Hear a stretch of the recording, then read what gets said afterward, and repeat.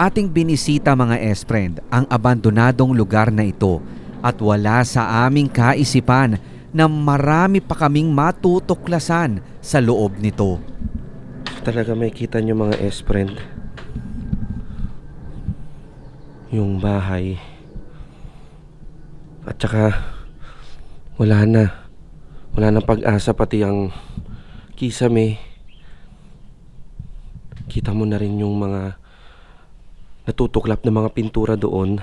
At maging yung mismong minsang buong kisame tuklap na.